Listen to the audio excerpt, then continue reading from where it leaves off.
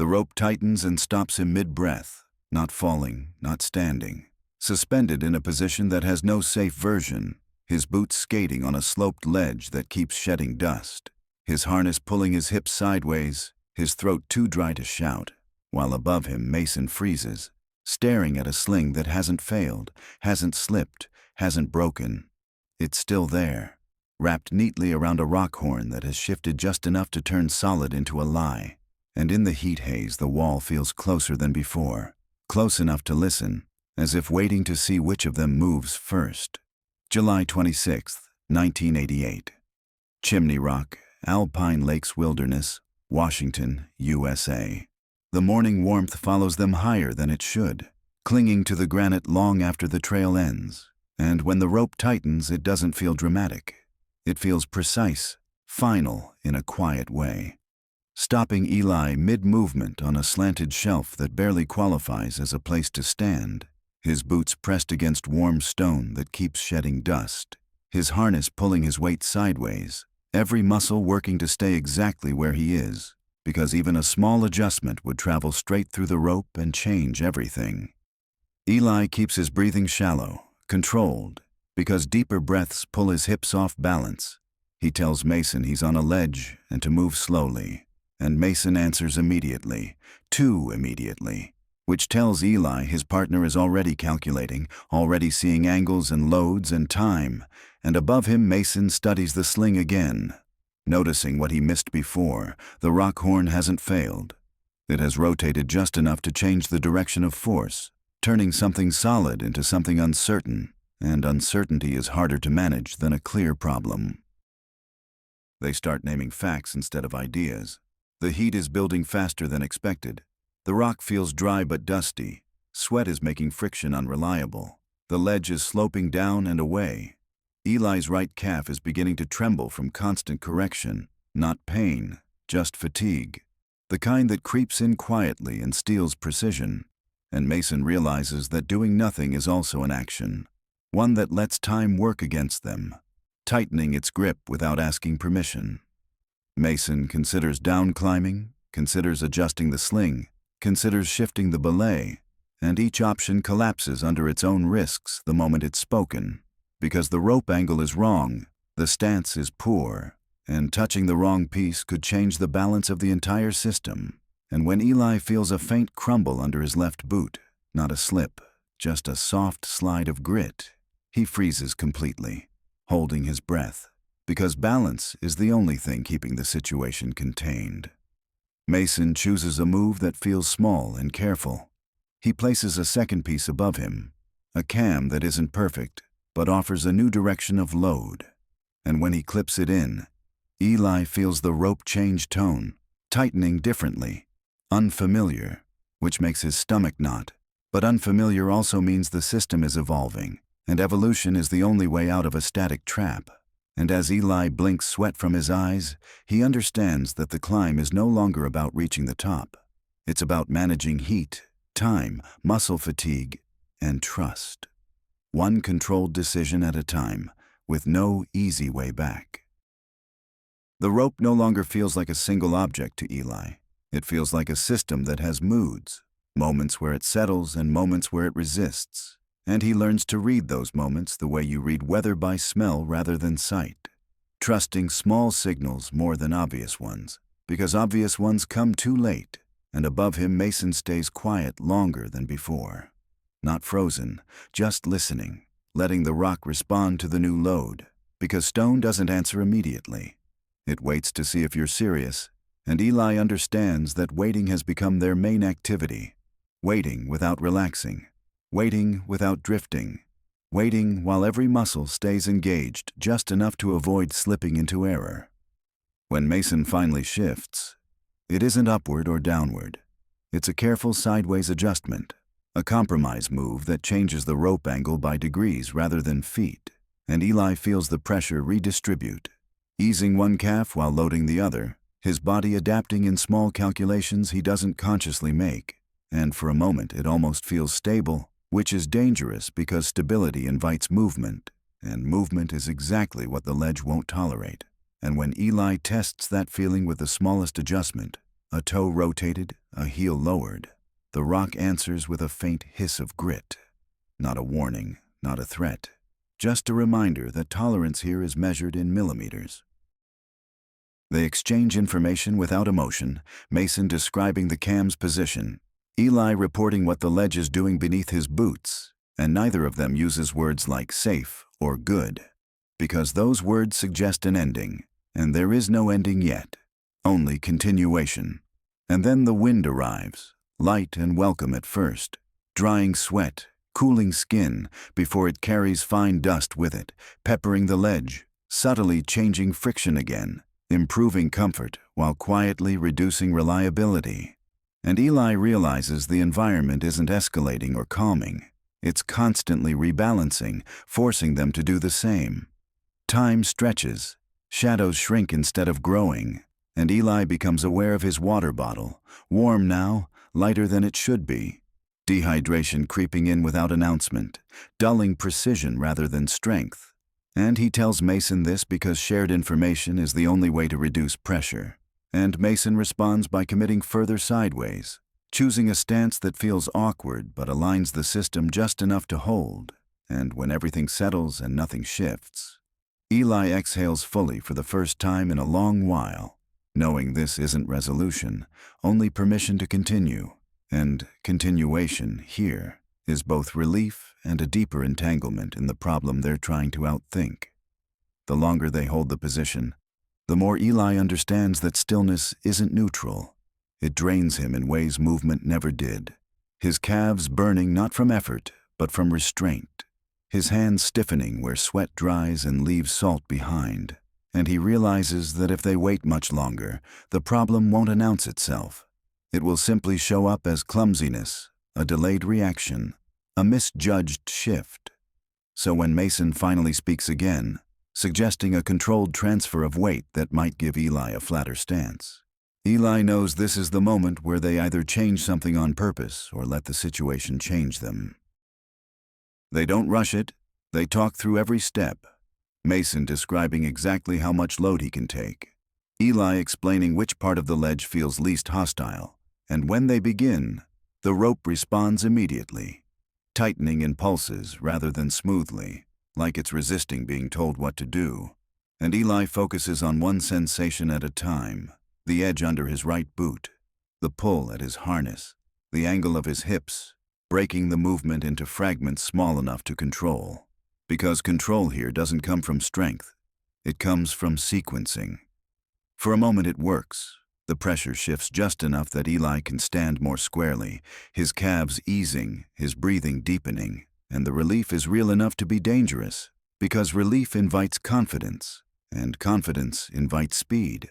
And Mason feels it too, pauses longer than planned, reassessing, and that pause costs them, not dramatically, but quietly, as the heat builds another degree.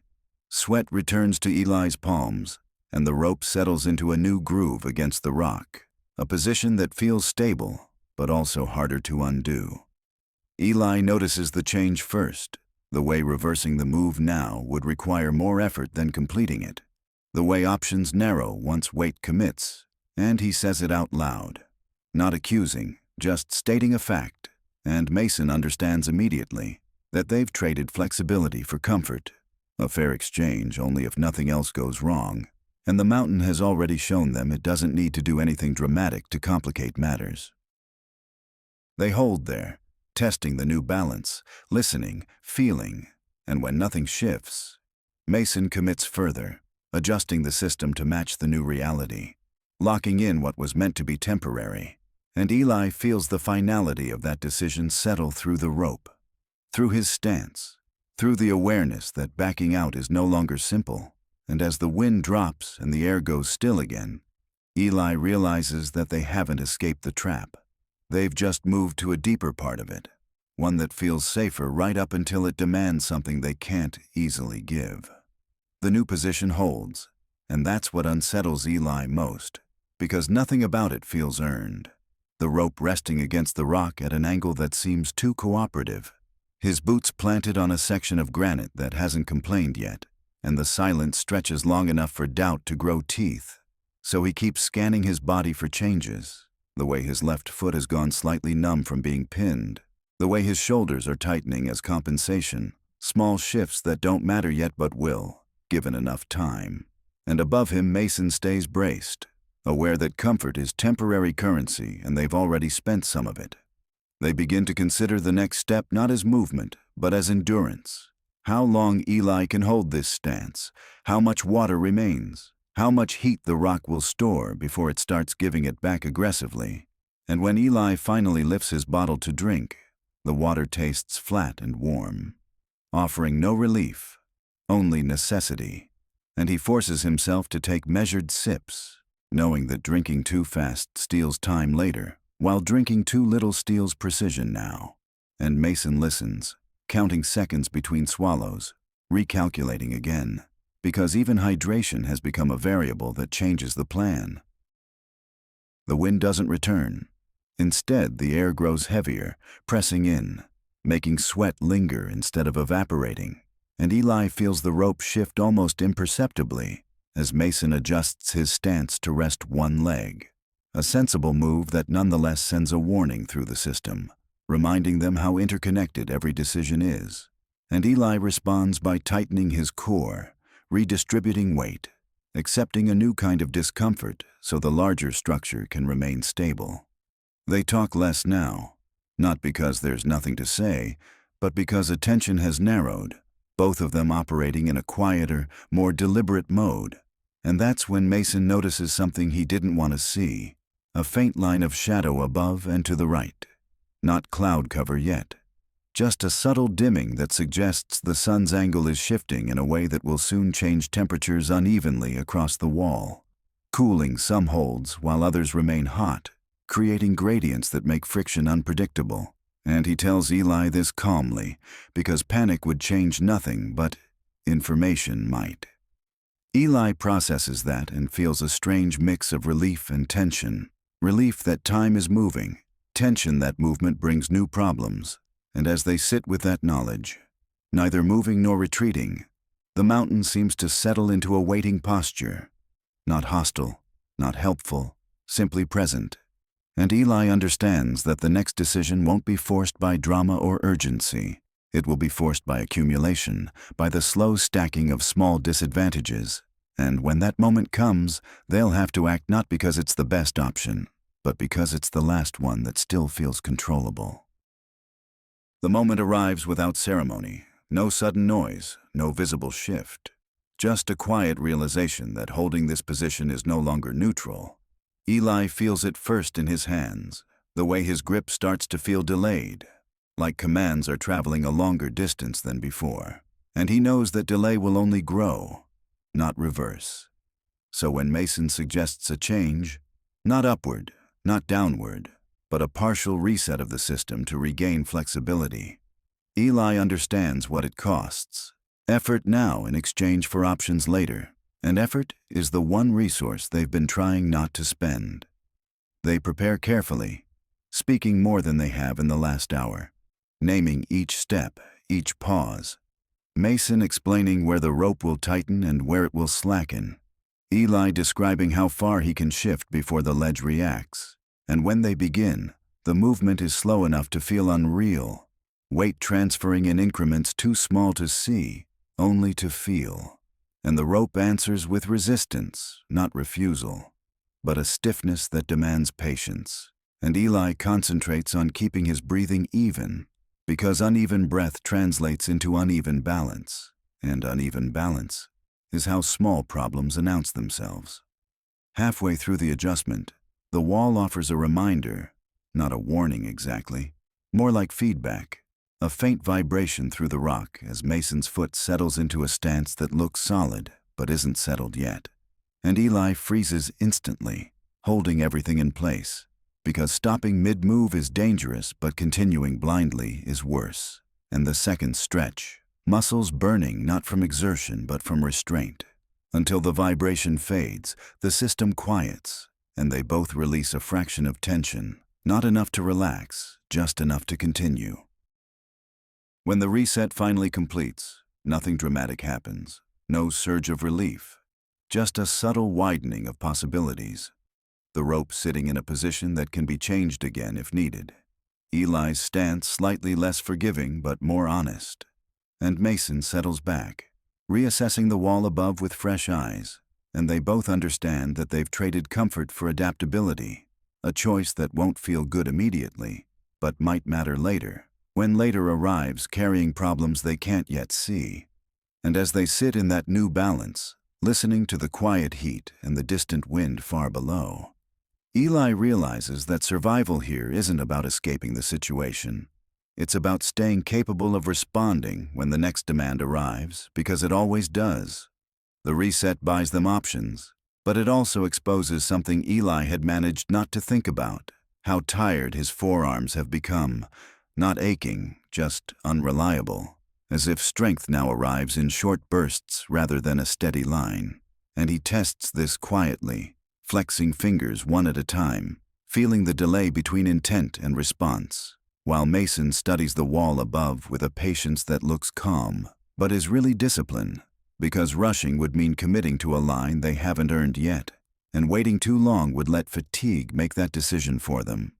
They agree on the next step without saying it directly, a gradual upward movement that shortens the system and reduces sideways pull, but only if executed in fragments small enough to stop at any point.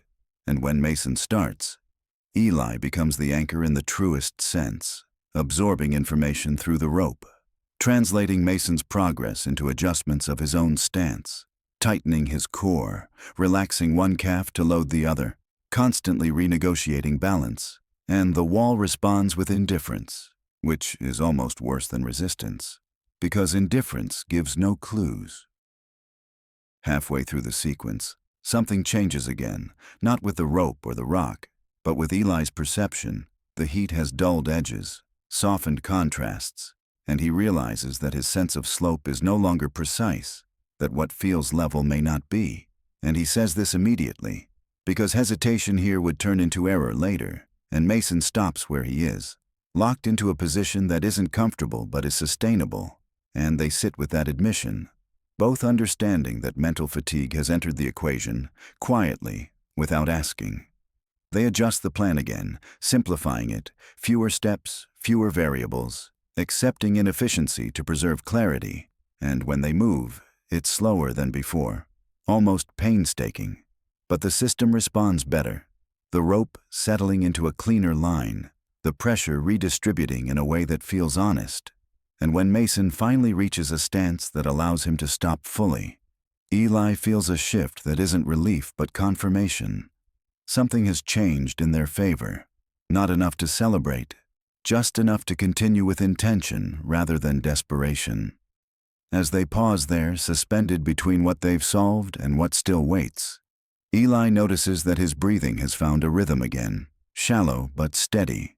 And he understands that this rhythm is now the most important thing he has, more valuable than strength or speed, because as long as it holds, he can keep responding, and response, not escape, is what keeps the situation from tightening further, even as the mountain remains silent, patient, and entirely uninterested in how much effort that response costs them.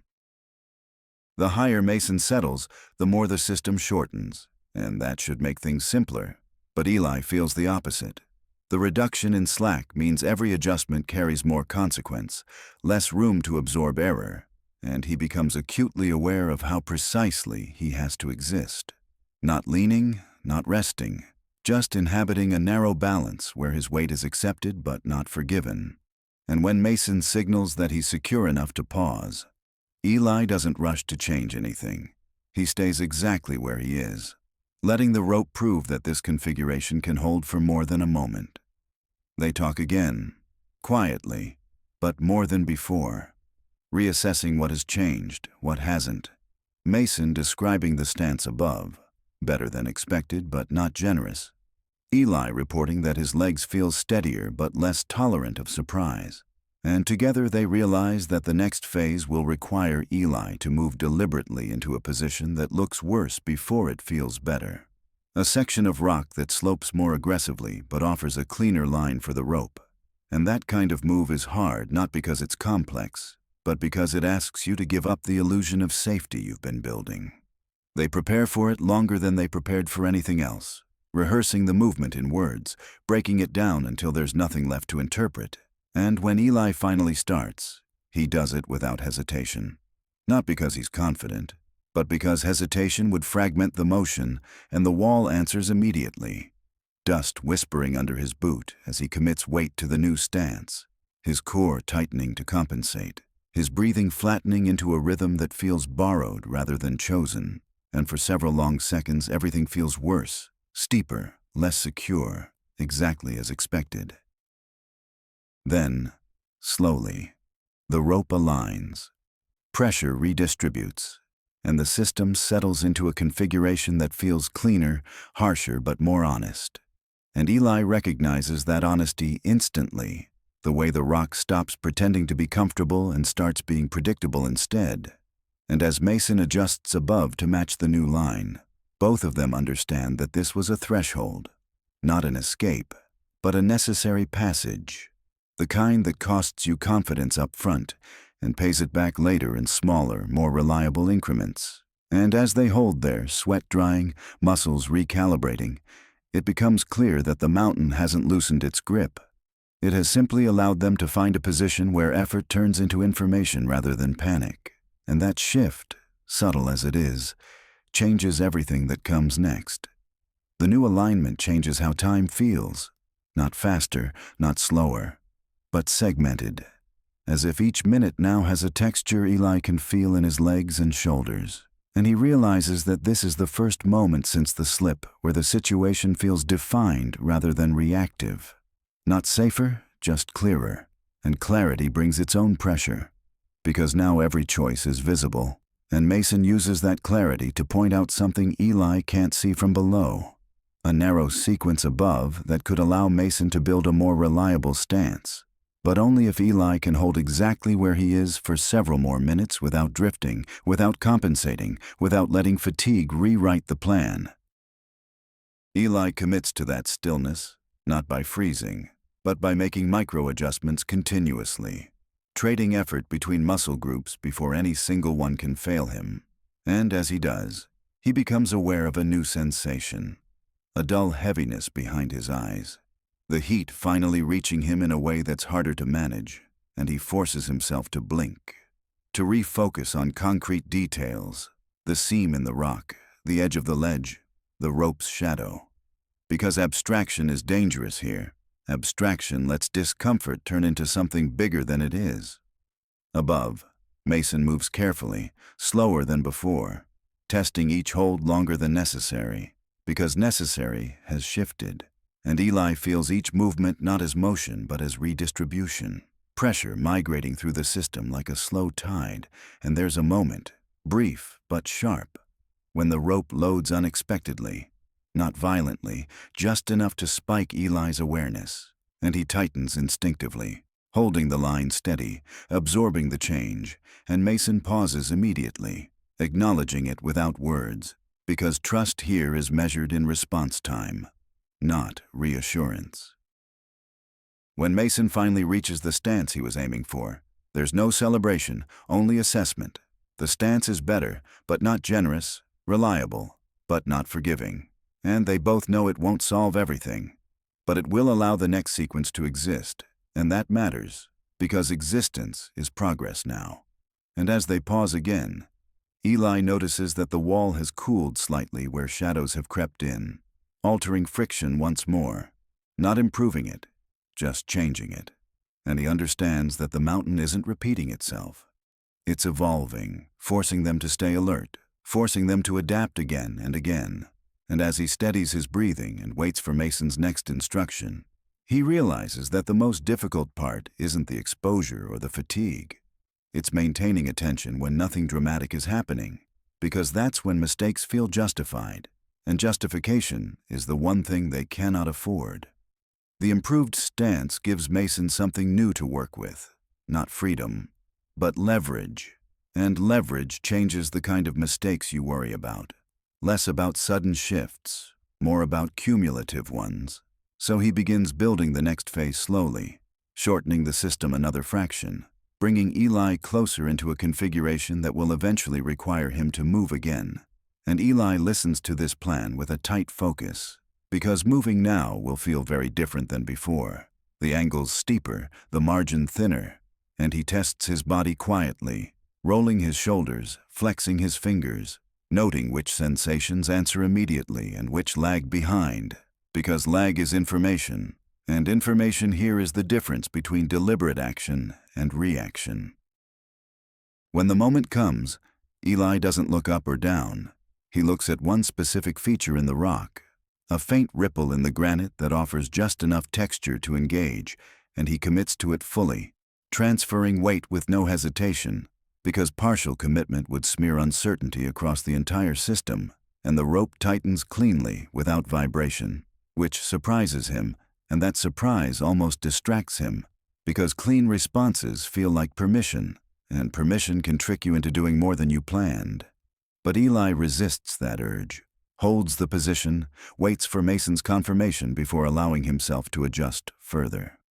They pause again, longer this time, letting the configuration prove itself, and during that pause, Eli becomes aware of something subtle but important. His breathing has become automatic again, no longer managed breath by breath, and that frees a small amount of attention he didn't realize he'd lost. Attention he immediately spends on the environment, the way the light has softened, the way the rock under his boots has cooled unevenly, the way sounds from below seem farther away now, as if the wall has absorbed them, and he understands that this phase isn't about escaping the problem. It's about transitioning into a state where motion is possible again, controlled motion, not forced. Mason confirms what Eli is already feeling. The system can move now, not quickly, not easily, but predictably. And predictability is the closest thing to safety they've had all day. And as they prepare for the next sequence, one that will finally allow Eli to gain height instead of merely enduring it, both of them recognize the risk in that shift. Movement invites new variables, but staying would invite stagnation, and stagnation has been steadily sharpening its cost. So when Mason says they're ready, Eli answers without delay, because delay now would mean doubting a moment they've worked hard to create, and the mountain, quiet as ever, offers no comment, leaving them to find out whether this hard-won window will hold long enough to matter. The first upward movement feels unreal, not dramatic, not triumphant, just different.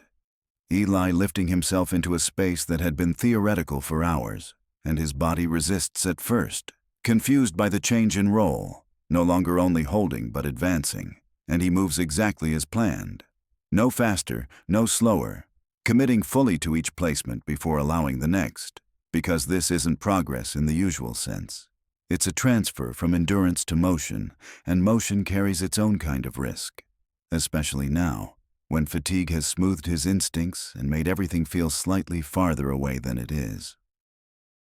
As he gains height, the rope shortens again, pressure redistributing cleanly, and for the first time the system feels responsive rather than reactive, and Mason adjusts smoothly, anticipating the load instead of absorbing it, and that anticipation is the clearest signal yet that they're no longer improvising, they're executing, and execution brings focus, but it also brings exposure, because now there is no place to hide hesitation. Every pause must be intentional, every stop earned. And when Eli reaches a stance that allows him to stand fully, not comfortably, but honestly, he stops, not out of fear, but to let his body catch up to the reality that they've crossed the narrowest part of the problem. They don't speak for a long moment, both listening to what the wall does next, and what it does is nothing, no shift, no sound, just quiet acceptance. And Eli realizes that the most intense phase has ended not with relief, but with normalization.